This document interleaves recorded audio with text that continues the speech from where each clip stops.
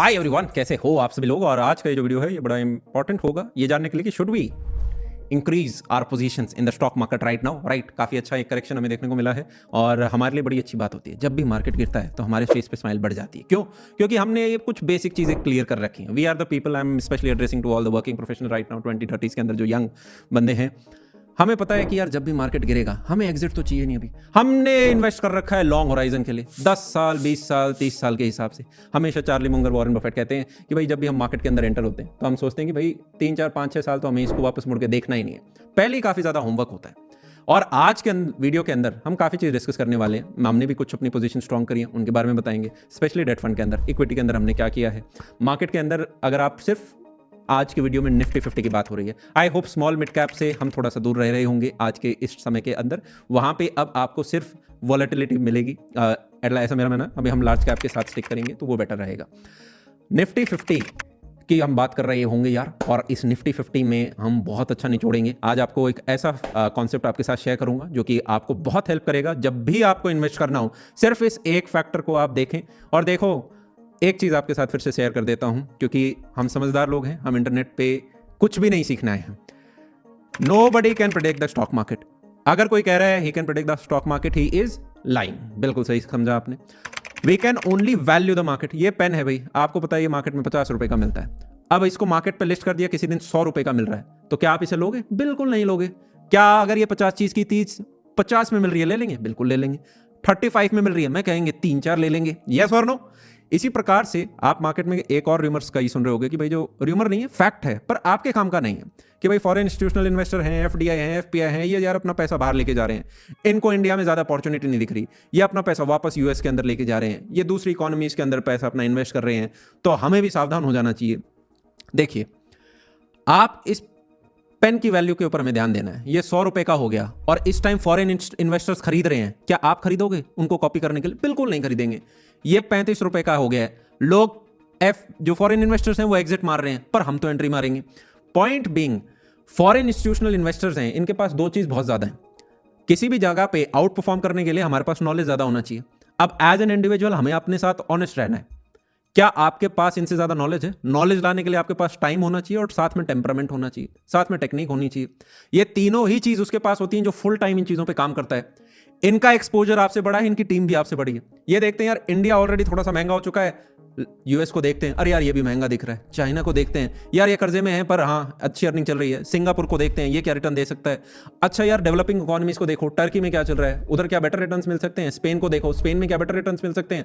पाकिस्तान तक को देखो, पाकिस्तान में बेटर रिटर्न्स मिल रहे होंगे और कई जगह प्रोजेक्शन है अगले 1 साल का रिटर्न वहां से ज्यादा आएगा। हमें उनको नहीं कॉपी करना कि will follow the big money, वो कुछ सोच समझ के कर रहे होंगे। हमारा एंड गोल अलग है। एंड गोल दोनों का ये है कि ज्यादा रिटर्न लेकर आए, पर आपका एंड गोल एक ये भी है कि मुझे अगले 5 साल 10 साल 15 साल 20 साल जरूरत नहीं है, उस पैसे को मैं यहां पे लगा रहा हूं। अरे हाँ या ना? उसी को मैं इक्विटी के अंदर लगा रहा हूं। यस और नो?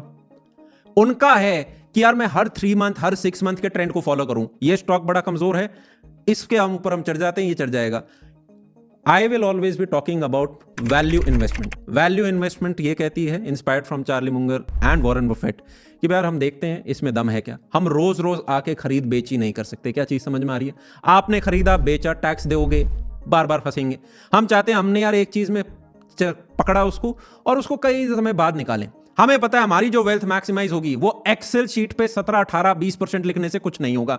वो आपको बहुत बड़े बड़े नंबर दिख जाएंगे, पर रियलिटी ये है कि अगर आपका एक्टिव मनी आता है और आप उसको फिर खर्च नहीं करते हो, सेंसिबल तरीके से रखते हो, तो उस एक्टिव मनी को आप इन्वेस्ट करेंगे सेफ इंस्ट्रूमेंट्स में, रिलेटिवली सेफ इंस्ट्रूमेंट, सेफ कुछ नहीं होता, तो हम आगे आगे रिटर्न देख पा रहे होंगे। आई होप ये बेसिक्स में हमने सबको क्लियर कर दिया होगा। वे I am talking to the person जो वैल्यू इन्वेस्टमेंट में बिलीव करता है, 50 रुपए का पेन 50 या उससे कम में लेने में बिलीव करता है, और दूसरा लॉन्ग टर्म टाइम होराइजन है। I was recently invited to IIT Jodhpur for a seminar and I talk to one of the student, क्या कर रहे हो? बोला मैं फाइनेंस से सीख रहा हूँ।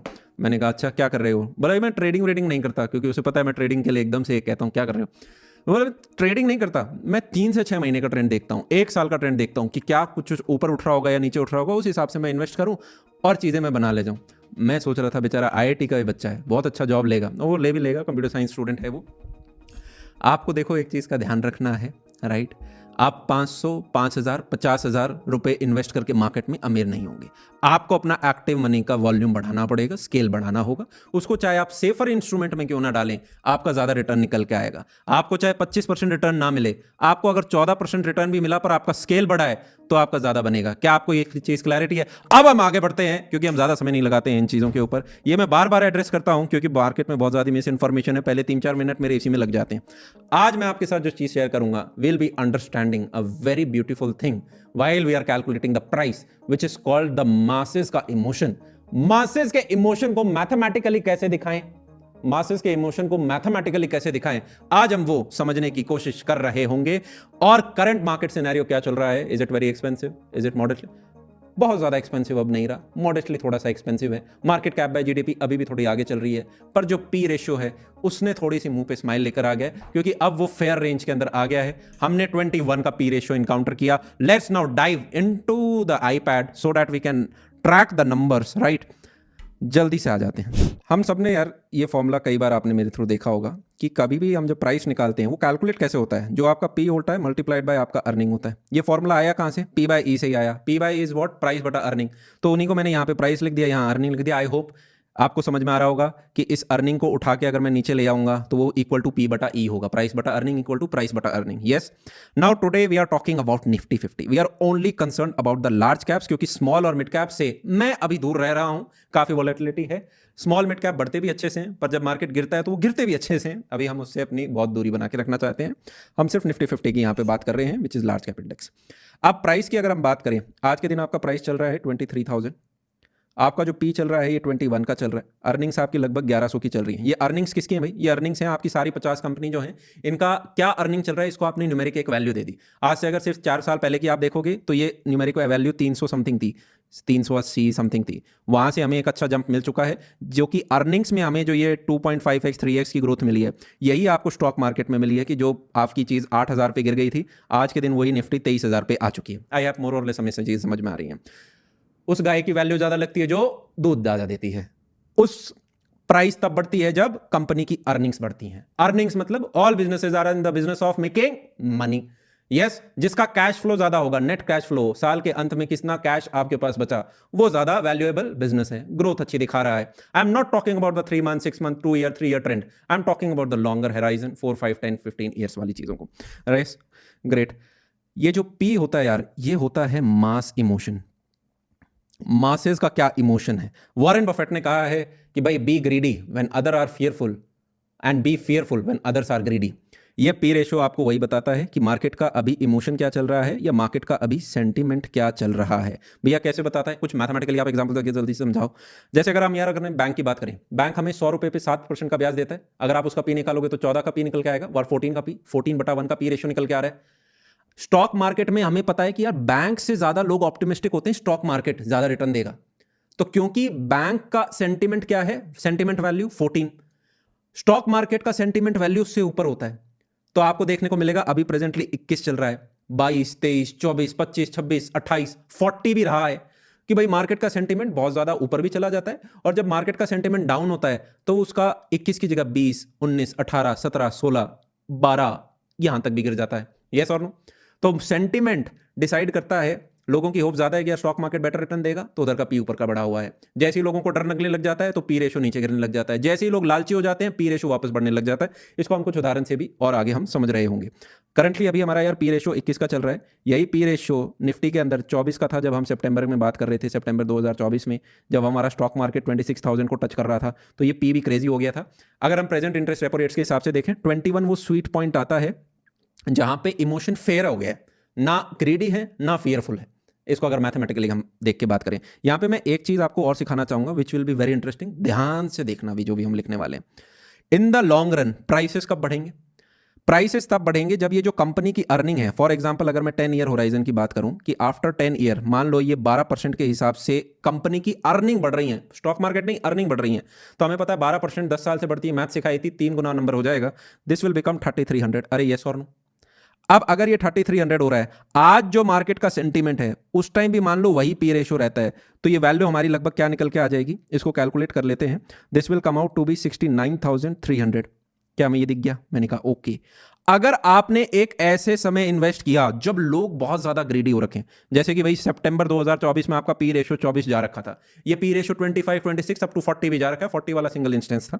पर मान लो आपने जब इसको बेचना चाहा, उस टाइम आपने देखा कि यार पी रेशो जो है 27 का है, अर्निंग्स वही हैं, हम उसी टाइम के, देखो भाई भविष्य में हमें नहीं पता ना, लोग डरे हुए हैं, ग्रीडी हैं, जिस दिन आप बेच रहे हो उस दिन मार्केट का सेंटिमेंट क्या है। तो मैं 3 केसेस आपको लेके दिखा रहा हूं कि भाई अगर लोग नॉर्मल हैं, अगर लोग लालची हैं, अगर लोग डरे हुए हैं, तीनों इमोशन से आपके स्टॉक प्राइस पे क्या फर्क पड़ता है। तीनों केसेस में अर्निंग्स बराबर हैं, कंपनी ने उतना ही आउटपुट दिया है। मान लो जैसे, तो this maths will come out to be, इसको चलो हम पहले कर लेते हैं तब आपको बेटर आएगा। This will come out to be 92,400, massive difference. एक तीसरा केस भी ले लेते हैं, आपकी कंपनी की अर्निंग तो उतनी ही है, पर आपका जो स्टॉक मार्केट है उस टाइम काफी डरा हुआ है, उस टाइम मार्केट में जो सेंटिमेंट चल रहा है वो काफी वीक चल रहा है, 17 का आपको पी रेशियो मिल रहा है, तो उस टाइम आपका ये वैल्यू विल बी 56,000 के करीब कहीं पे। तो क्या हमें ये मैसिव डिफरेंस दिख रहा है?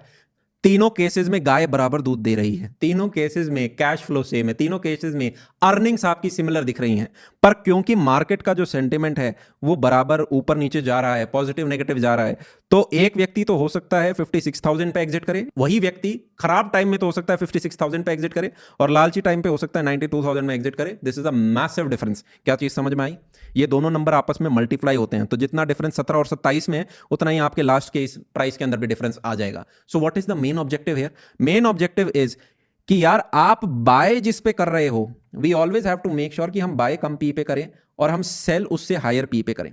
कि अगर मैं 21 के बाय पे पी कर रहा हूं, पी के ऊपर बाय कर रहा हूं, तो लास्ट में जब मैं 10 साल 20 साल 15 साल 30 साल बाद बेचूं, तो उस टाइम पी 21 या उससे बड़ा होना चाहिए, तो आपको अर्निंग्स का तो बेनिफिट होगा ही, उस केस में हमें यार इस ग्रोथ का तो बेनिफिट होगा ही 12% का।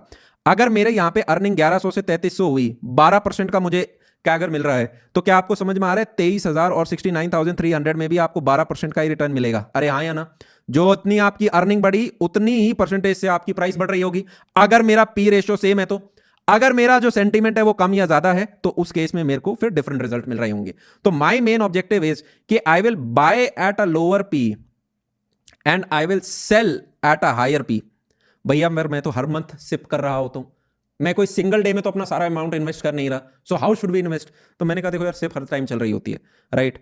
मान लो आप एक्स इन्वेस्ट कर रहे हो, तो जब फॉर एग्जाम्पल मैं अपना केस सिनेरियो बता देता हूँ, जब पी रेशो 23 चल रहा था, 24 चल रहा था पिछले कई सारे महीने में, तो मैं एक्स एक्स एक्स इन्वेस्ट कर रहा था। जैसे ही पी रेशो मेरा 21 टच हुआ, I was waiting for the number 21, 20.85 भी गया है उस वाले पर्टिकुलर दिन जब हमारा 22,800 की रेंज में हम आ गए थे। तो लास्ट मंथ, मतलब इस प्रेजेंट मंथ जनवरी में मैंने 5x की अपनी इन्वेस्टमेंट कर दी। एसआईपी मैं नहीं करता, लमसम करता हूँ, देख लेता हूँ किस दिन मेरे को डाउन दिख रहा है उस दिन मैं अपना पैसा डालता हूँ, सिप पे नहीं जा रहा होता हूँ मैं, लमसम रहता है। पर अगर हर मंथ एक्स लमसम हो रहा था, तो इस मंथ 5x लमसम हो गया। अगर ये और नीचे जाता है, मान लो ये पी रेशो 17 का आ जाता है, मजे ही आ जाएंगे, मैं तो वेट कर रहा हूँ आ जाए, राइट? अगर ये पी रेशो 19 का चला जाता है, तो मैं 5x की जगह इसको 10x कर दूंगा। My right now portfolio is like this. I am 15% in equity. I am an 85% right now invested in debt and FD. भैया आप डेट एंड एफडी के अंदर क्यों हूं? दिए तो बड़े खराब रिटर्न देते हैं, इनसे तो आपको बड़ा दूर रहना चाहिए, आपको तो मार्केट के अंदर इन्वेस्टेड होना चाहिए। अच्छा, no this is not the complete portfolio. My main is like this, is like कि यहाँ पे आपको रियल स्टेट दिखेगा। I am more interested toward the real estate. So the objective is कि ये जब आप इन्वेस्ट करके रखते हो, 85% आपके पास रहता है, तो एक तो आप जब भी रियल एस्टेट परचेस कर रहे होते हो, आपके पास नेगोशिएशन पावर ज़्यादा रहती है अगर आप लोन का लेवरेज नहीं कर रहे हो तो, राइट? आप अपफ्रंट पैसा देते हो, आपको सस्ते में मिल सकता है अगर अगली पार्टी को जल्दी पैसा चाहिए तो, right? Specially in plots in land. तो एक तो ये हमें यहाँ पे समझ में आया। दूसरा रीज़न ये है कि मैथमेटिकली, अभी हम आप देख रहे होंगे, मैंने लास्ट वीडियो बनाया था 3 हफ्ते पहले, अगर आपको ध्यान हो, हमने मार्केट एनालिसिस किया था एंड हम इस कंक्लूजन के ऊपर आए थे कि हमारे अगले जो 2-3 साल का रिटर्न हमें दिख रहा है, कपल ऑफ ईयर्स का, that return should not be greater than, मतलब रेंज जो होगी वो आपको 7 से 13% के बीच में दिख रही होगी, एंड ऑन एवरेज आप 9 से 10% का रिटर्न एक्सपेक्ट कर सकते हो अगले 3 साल के लिए। अब इसके पीछे क्या मैथमेटिकल रीजन मैं दोबारा रिवाइज करा दूंगा, आप जाके वो वीडियो देख लो, नहीं तो मैं यहाँ पे समझा दूंगा। एक जो आप मेन चीज़ सीखे कि 21 के पी पे हमने खरीदा, महंगे पी पे हम बेच रहे होंगे, तो आप चाहे थोड़ा महंगा भी हो रखा है, सेंटीमेंट थोड़ा एक्सपेंसिव भी है, तब भी हम कुछ थोड़ा थोड़ा इन्वेस्ट करते रहते हैं। आर मेन ऑब्जेक्टिव इज कि सारे पी का अगर मैं एवरेज करूं वॉल्यूम के हिसाब से, तो मेरा एवरेज जो सेंटिमेंट है वो सेलिंग वाले सेंटिमेंट से कम रहेगा तो आपको अर्निंग्स का भी बेनिफिट होगा और साथ में सेंटिमेंट का भी बेनिफिट होगा। I hope I have made my point very very clear. Now let's talk about the earning thing, right. अब हमने यार सबको पता है जब प्राइस पिछले how it has been performing in the earnings को हम स्पेशली चेक कर लेते हैं। I am only talking about the Nifty 50 right now. Earnings यार हमारी लगभग 350-400 के रेंज में थी 4-5 साल पहले, वो वहाँ से उठ के 1100 की रेंज लगभग कर चुकी हैं। हमें लगभग पिछले 4 से 5 साल में जो रिटर्न मिले हैं ये ऑन एवरेज लगभग 19%, 17%, 20% डिपेंडिंग अपॉन आप 3 साल देखते हो, 4 साल देखते हो या 5 साल देखते हो, ये रही हैं अर्निंग्स के रिटर्न। स्टॉक मार्केट की बात नहीं कर रहा मैं, आई am talking about the earnings of the Nifty 50 companies. और हमें यहाँ पे एक चीज़ पता है, क्योंकि मैं ये 1000 बार रटा चुका हूँ, आपको भी पता ही होगा निफ्टी के रिटर्न्स क्या रहे हैं। निफ्टी के return if you talk from 2000 से लेके प्रेजेंट 2025 तक, द रिटर्न्स हैव बीन 13.5%, 25 साल का। Similarly if you also talk about Sensex का जो रिटर्न रहा है दैट हैज बीन 14% जब से ये शुरुआत हुआ था तब से लेके अब तक। और हमें यह पता है कि जैसे जैसे जो आपकी कंट्री है वो डेवलप होती जाती है, आपके लिए रेट धीरे धीरे कम ही होता जाता है, आप उस रेट को मेंटेन नहीं कर पाते। तो मैं अगर ये भी ले लेता हूं कि लॉन्ग रन में हम 13-14% का ही प्राइस में देख रहे होंगे, तो आई होप यहां पे हम सबको समझ में आ रहा होगा। कोई बड़ी बात नहीं है अगर हम 12-13 का ही देख पा रहे हों। क्या चीज समझ में आ रही है? यस, बहुत बढ़िया। अब आपको दूसरी चीज जो समझनी है वो ये कि हमने यहां पे जो एग्जांपल लिया इसमें आई होप आपको ये चीज क्लियर हो रहा हो कि सेंटीमेंट का एक रोल है। बस इतना रोल है कि ये देखना है कि यार हम फ्यूचर हाई सेंटीमेंट में सेल कर रहे हो, पर मेन यहां पे प्लेयर कौन है? The main player here is earnings. अरे हाँ या ना? अगर ये 1100 से अर्निंग्स बढ़ेंगी तब ही आपका ये नंबर बढ़ रहा है। क्या चीज समझ में आ रही है? This is the most important parameter, earning.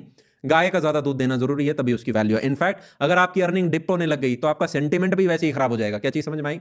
मान लो बिजनेसेस ही सारे ठप हो गए, मैं टेम्पररी सेंटीमेंट डाउन की बात नहीं कर रहा कि बिजनेसेस ही नहीं चल रहे बिकॉज ऑफ मान लो strong regulation, tax terrorism, heavy corruption, इन जो भी कारण, कोई वॉर हो गया, कोई पेंडेमिक आ गया, कुछ भी आ गया, राइट, बिजनेसेस हैं वो सर्वाइव नहीं कर पा रहे, उस केस में तो आपका पी भी क्या ही होगा, कुछ नहीं होगा, ये सारा सब कुछ कोलैप्स हो जाएगा। The main pillar here is earning. Earning 12% से बढ़ी, राइट। हम तो यार ये मान के चलेंगे कि यार इस, ठीक है, ये हमें पता है हमें कैसे यूज करना है, but now for easier understanding let us assume कि हमने बाई भी 21 पे किया, हमने सेल भी 21 पे किया, तो who is the main player? Earning. अगर आपको यहाँ 12% का रिटर्न मिला है तो इधर भी 12% का रिटर्न मिलेगा। पॉइंट क्या मैं बताना चाहता हूँ, अगर पिछले 25 साल से या जब से सेंसेक्स स्टार्ट हुआ है और भी लंबे टाइम से मुझे 13-14% का रिटर्न मिल रहा है, क्या आपको समझ में आ रहा है कि यार जो सेंटीमेंट है वो तो मोर और लेस कभी ज़्यादा कभी ऊपर नीचे, उसको फैक्टर में से अब हटा दो।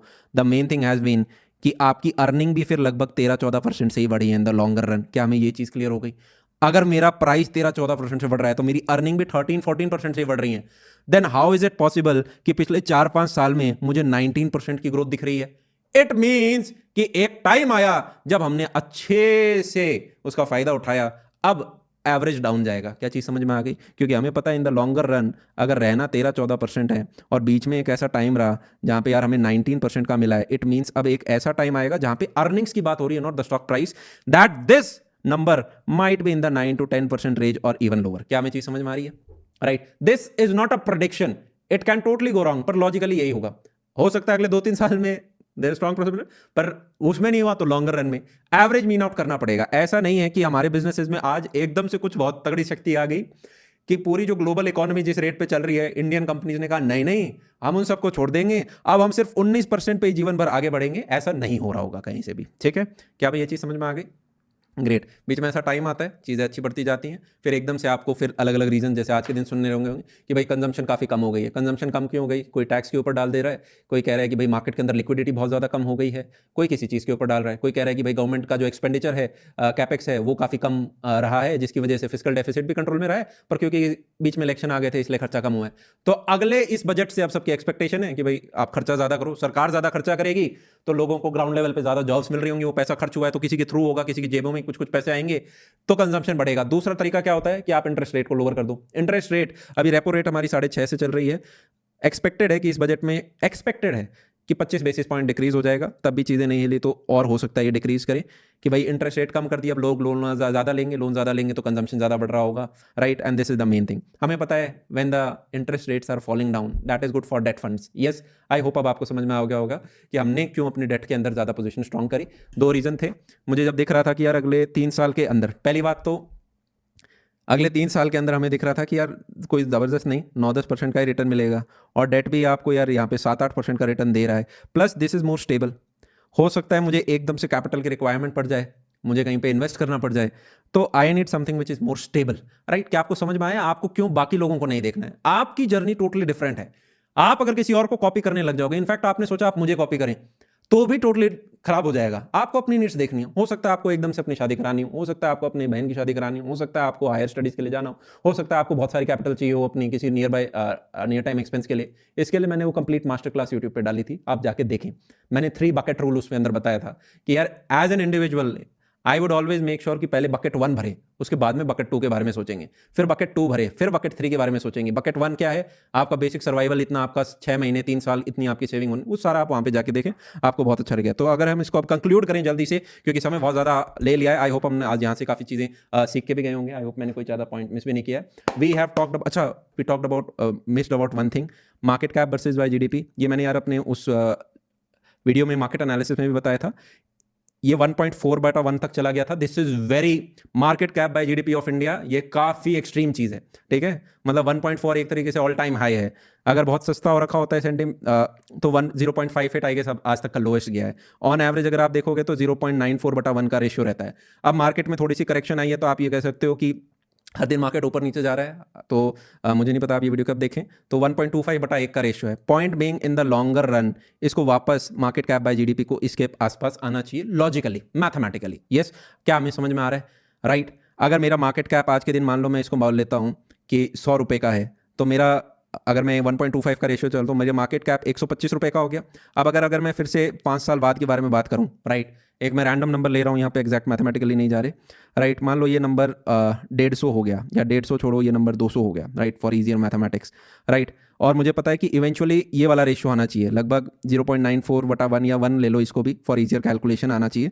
तो देन मार्केट कैप कितना होगा? ये भी 200 होगा। क्या आपको दिख रहा है 125 से 200 में क्या ग्रोथ रेट है? दिस विल बी स्लोवर कि भाई जो GDP जिस रेट पे बढ़ा है उससे, अरे हाँ या ना, कि भाई ये तो डबल हो गया, मान लो डबल नहीं हो रहा होगा 5 साल में, पर मार्केट कैप मीन की तरफ बढ़ रहा है, राइट। ये मैंने डिटेल में समझाया था उस वीडियो के अंदर, किसी को और गहराई में समझना हो तो, राइट। हमारी नॉमिनल GDP ग्रोथ की अगर हम बात करें पिछले कुछ टाइम से, तो ये लगभग 9-10%, 10.5% एक्सपेक्ट कर रहे हैं, पर वो कह रहे नहीं अब 10% ही। तो 9-10% की हमें नॉमिनल GDP देखने को मिल रही होगी, रियल GDP की बात नहीं कर रहे, वो 6-6.5, उसमें महंगाई और जोड़ दो, राइट, इनकी कैलकुलेशन है, तो वो 10%, 9-10%। तो आप कह रहे हो GDP 10% से बढ़ रही है, मार्केट कैप ऑलरेडी जो महंगा है वो उस 10% को भी बीट कर देगा। क्या आपको समझ में आ रहा है? इसलिए थोड़ी एक्सपेक्टेशन अगले कुछ सालों के लिए मैथमेटिकली 9 से 10% के करीबन की ही है, राइट। दैट्स वाई हमने थोड़ा हैवी इन्वेस्टमेंट किया जनवरी में, क्योंकि हमें सेंटीमेंट ठीक मिला, which is P, right. But still it was not compare to the complete portfolio, a major deposit was done towards the debt funds, right, because वो हमारी नीड्स थी, राइट। उसको कॉपी करने की बिल्कुल जरूरत नहीं है। आई होप आज के इस सेशन में हम काफ़ी सारी चीज़ें समझे होंगे। इसी के साथ आज के इस सेशन में समाप्त करूंगा। 3-4 चीज़ों से फिर से लेट्स रिवाइज। आप वैल्यू इन्वेस्टमेंट में देखें, लॉन्ग टर्म इन्वेस्टमेंट में हम देखते हैं, क्योंकि हमारे पास बहुत ज़्यादा समय नहीं है। You should focus on your active income and saving your capital, right. Foreign institutional investor क्या करते हैं, उनसे आपको बहुत ज़्यादा फर्क नहीं पड़ना चाहिए, क्योंकि हम तो वैल्यू देख रहे हैं पेन की, सस्ता है तो हम ले लेंगे ज़्यादा, येस और नो। हम ये नहीं देख रहे कि आज हमने कोई चीज़, सोचो वो बच्चा भी मैं बात कर रहा था 3-6 महीने में, मैं IIT जोधपुर जब हम गए थे, तो बच्चा कहा मैं डे ट्रेडिंग नहीं कर रहा, मैं 3 मंथ 6 मंथ के लिए इन्वेस्ट करता हूँ, फिर मैं स्विच करके किसी दूसरी में जाऊँगा, फिर मैं स्विच करके किसी तीसरी में जाऊँगा। Even when we are buying real estate और when I am investing in the stock market, मैं ये सोचता हूँ ये निकालना ही नहीं है, ये बूढ़े होंगे तभी निकालेंगे इनको, या फिर कुछ बहुत ही बड़ा हमें आके नई चीज़ दिखने लग गई तो दिखाएंगे।